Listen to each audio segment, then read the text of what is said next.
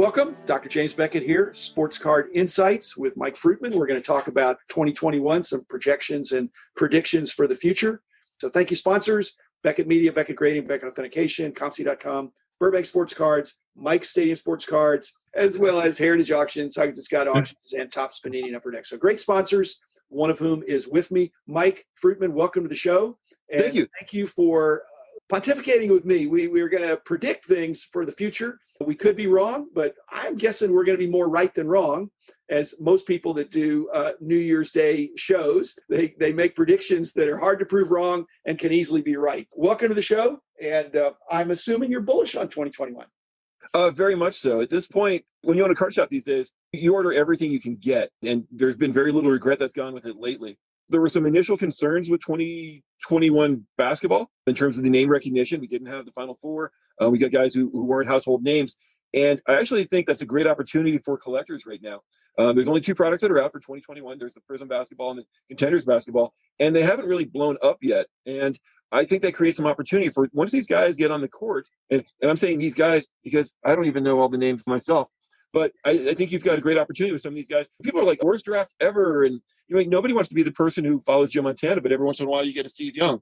So I'm happy about this year's basketball in part because I can still sell it at or close to original SRP, which is a rare thing these days.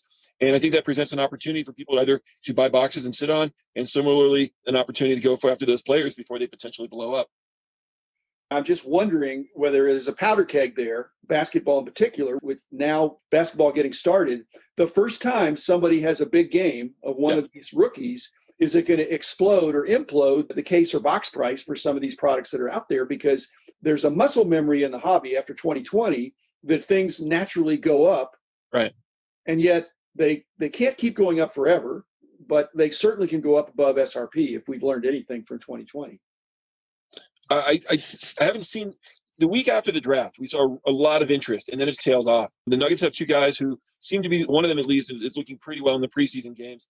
And admittedly, I haven't watched a preseason game on TV, so I haven't had a chance to enjoy some of the other guys yet. But I expect a strong season from basketball once we get some of that name familiarity. And I think one of the other things is buying 1920 products is just about impossible. Finding any box is tough, especially the big premium cool boxes. And then even going back to 18, 19, 17, 18, those things are pretty well dry as well. So I expect that we'll see quite a bit of interest, at least for basketball, with the new releases.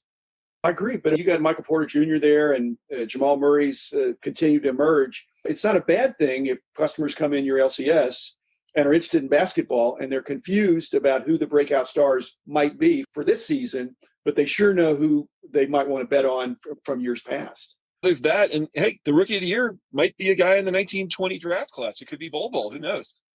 Okay, now we're going to bring up the name above both double names. I want to get into something that's happened in 2020, really gotten probably out of hand, and it's retail flippability.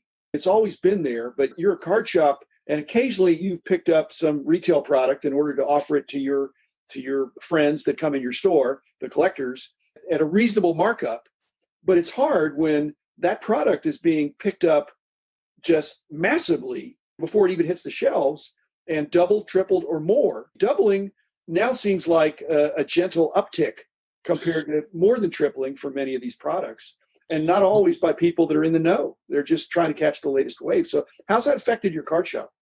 2020 was the year I learned how much retail was made, at least and distributed in my little corner of the world. I became aware of how much is out there because so much of it got brought to me. We started off and we were buying blasters and megas from people. We weren't even buying the jumbo packs, and we weren't buying hangers. And then, okay, we'll try the hangers because those are selling. And then we were buying the fat packs, and we were buying basically at this point anything that gets walked in the store. It's a tightrope of I want to have an affordable box, and I also don't want to be known as a person who's gouging. Like I've got 2020 Prism football on my shelf, the blasters at $79 a box. And I'll show you my checkbook. I paid $60 for them. Now, if I paid $20 for them, then yes, I'm gouging. That's how the hot dogs are made. Literally, I paid $60 and I've got them at $79. So we've got a lot of flippers who are bringing us product. And one of them in particular, I asked him, I said, why are you dealing with me? And I didn't want him to change or anything, but I wanted to gain a better understanding. And he was talking about the complexities of selling on eBay, where he was getting boxes back with 91 Fleer and other things in there for the Indiana Jones weight. I've got to make it weigh the same amount. And he was getting boxes back from people and having to give refunds left and right. He said, look, I'm going to get about the same amount of money from you, and I don't have to ship it, and I don't have to deal with the refunds and all the issues that go with it. So we've got 3 guys who bring us retail on a very regular basis, and we've stocked our shelves when possible with it as much as possible. I frame your dilemma differently. I think there's wholesale and there's retail. And wholesale, you try to buy as cheaply as you can based on quantity and availability and all that. And retail, it ought to be what the traffic bears. So I can't see somebody gouging who is selling retail at retail prices. Are we talking about distributors? Oh, sorry. They have their own dilemmas. But I'm saying for you, I don't think people want to look at your checkbook and see what you paid for it as much as know that they're not overpaying compared to other places. That's my rule. Absolutely. And I try to be in line. I don't reset every time. I'm paying $60 on Prism blasters right now, and I've paid that for certainly a week, if not more. And you know what? We probably do need to do a reset to make sure that 79 is still the correct number. I feel it's the correct number because it's still getting bought like crazy, and nobody's yelling at me any more than is appropriate. It's nice to have something that's affordable this year to replace the gap of anything from $79 to $300 is the Bermuda Triangle. There's nothing there. It should be Phoenix. It should be XR. It should be Absolute. And I can run down the litany of great products that Panini makes that would normally fill that void. It's football season, so I'm just thinking football. At least in baseball, we've got products like Stadium Club and Archives that are filling that void. There was an equilibrium in 2019. You were there, 2018, 2017. All those prior years, there was an equilibrium between sales in the LCSs and the sales in card shows and other venues. But in 2020, that equilibrium was disturbed, because there wasn't things going on in the field, or people weren't sports gambling or fantasy. And so, and LCSs were restricted in some ways, but there weren't any shows at all in many venues. So how do you see that recalibrating for 2021? Do you think card shops are going to be a beneficiary of the new normal? I don't see anything to derail that, at least for a while. I get my nose swiped twice a week because I work at Pepsi Center. Ball Arena. And I get swiped, and I basically asked the medic, I said, hey, when should I expect to get a shot? And I told him my age, my health background. He goes, probably June or July. Yeah. So until the whole herd immunity or until everybody gets their shot, I don't know that we see any changes for that. The nice thing about it is it's lining up with the national. In terms of a shift, we do card shows at our store, and I have not given a thought to it until everybody basically gets a shot. And the further complication is we do them on Saturdays. I don't think I can do them on Saturdays anymore, because our Saturdays, I walk in here at 9:50 whatever, and I walk out of here at 6 whatever. And if I'm lucky, I may have gone to the bathroom once. I may have gotten within 8 feet of food, and not complaining. It's everything I always hoped for. But that's my Saturday, and then to do a show on top of it, I don't see how we do it. Well, I read a lot, and I am aware of other things besides baseball cards. But in most industries, in most retail environments, there's a little bit of a zero-sum game. But that's not true in sports cards. It's not a zero-sum game. Buying and selling begets more buying and selling. And so if you have healthy shows, that doesn't take away from the LCSs. It may even add to the LCSs as people enjoy that experience. And so that's amazing. There's just new enthusiasm for the category, and more opportunities for buying and selling, or beget more enthusiasm for buying and selling and being in your LCS. Everything you said, I think, is spot on. And we've also got people who've gotten into the day trading, the excitement that goes to sports cards. Obviously, yes, there's the fun of the opening. There's the fun of the trading and flipping. There's so many ways that this works. And now you look at the coolness. You've got Rob Kardashian's doing card breaks. He's doing things. Mark Wahlberg was at the Industry Summit this year under an assumed name. So he was eyeing things, and I've seen him break cards with his kids. You look at the acceptance level of it, and again, it's cool to own a card shop. The first game back, we did a preseason game, and the president of the Nuggets came by, Tim Connolly, and we have a minor friendship. Hey, Mike, you still doing cards? And we got this brief conversation. He's got a friend who started a hedge fund involving sports cards. And here's the president of the Nuggets who's coming over and wants to talk about it. Maybe I do something cool for a living for a change. It's when you're in this kind of appreciating inventory phase that cards are better than cash. They're completely liquid, and they're going up every week or every month. And so they're better than cash. Whereas you turn the clock back a number of years, then it's like, what do you want with these cards? Now they're not golden, but they're more accepted as a medium of exchange. Absolutely. Especially some of the better cards.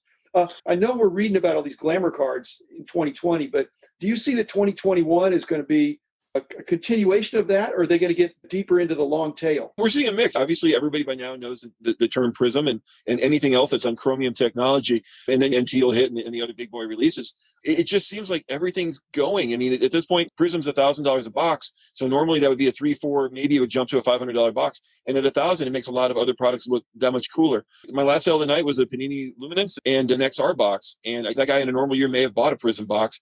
And I hope he wasn't settling, but he was getting boxes he found maybe perhaps greater value in getting. In this environment, and 2021 is going to be the same. I mean, how much are you called on by your customers to arbitrate or decide which of these two products they ought to pick up? Are you put in that Solomonic situation very often that you've got to decide which one they should take if they're not going to take both? I always try to leave it up there, and I give the upsides, and I'll give the downsides to products. Like this. Right now, Panini Prism basketball is flying, but I want to make sure everybody knows that they're in the collegiate or international uniforms. And really, I educate my collectors. I empower them so that they make the choices. And I don't lean anybody. I want to inform my collectors, and I want them to walk away with a purchase that they feel confident about instead of, gee, this guy pushed bad product on me. But we do, one thing that's nice is on those rare moments when I don't have 8 people in here and I can actually engage people. Yesterday was maybe my favorite day. We had, it was a fifth as good as Saturday was, but I actually got to talk to people. And usually that only happens when the Broncos are playing. I got to actually talk to my collectors, and we were able to just engage instead of, hey, here you go. Awesome. Thank you very much. You're going to love it. And grab a free pack of sleeves and thank you. Bye. And let me help the next guy. So I thoroughly enjoyed that day more because I actually had content with my collectors instead of in, out, next. Are you seeing that the collective IQ or understanding of collectors has increased each year? I'm not talking about the brand new newbies, but basically the last few years, people have really leaned into this industry to really understand it. There are more podcasts out there. There are more ways for people to get up to speed. There's a lot more velocity of sales where you can track the card ladder. You can find out things more easily than you would have a couple of years ago. That benefits you, and it benefits the industry. I think it does. I think there needs to be more diversity. People are seemingly so singularly focused on Prism, Chrome, Mosaic, Optic, Select. They don't appreciate that there's other products out there. I'm not stuck with anything. Everything's moving, but I want to make sure that people are aware that you don't have to spend $500, $600, $800 on a box. I've got a great box of Stadium Club over here. It's going to have 2 autographs and 16 packs. You're going to hopefully get some numbered cards and an insert.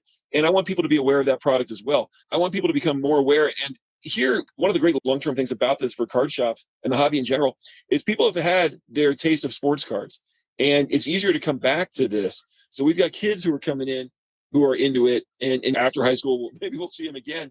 Maybe this will be the first generation that doesn't give up collecting during high school. Maybe the girls will actually find it cool, or maybe the girls will be the ones collecting.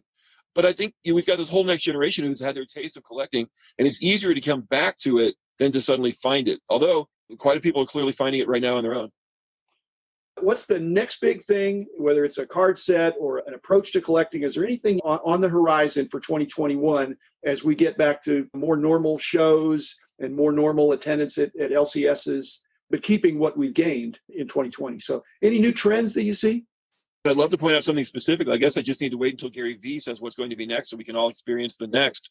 It's my hope that we see more of the same, that we see more educated collectors, that we see more people who hopefully they get past the dollar value of what everything is worth and appreciate the enjoyment of collecting, where they get back to my first pack in 78, where we're seeing more next generation parents bringing in their kids. I know this isn't the answer to your question in terms of what to expect as the next trend. It's more of my hope of what we see. We're seeing it now. We're seeing so many people who are coming in who've gotten cards for Christmas, and hopefully we just see more of the same. Maybe with some more affordable boxes. Sorry, I can't tell you what the next hot insert's going to be. But let me tell you what I hope it is. Just like in our culture, we are wired, not necessarily from birth, but from early on in life to have certain presuppositions and first impressions about people and about things. And it's based on our upbringing and all that stuff. I'm hoping that in 2021, our culture, as well as sports cards, looks at things and takes a second look.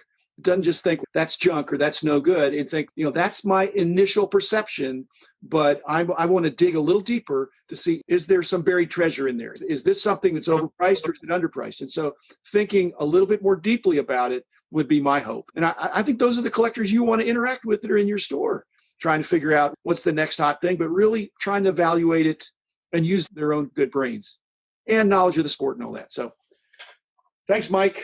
We're ready for 2021, and I know you are, and I'm dying to get up to Aurora.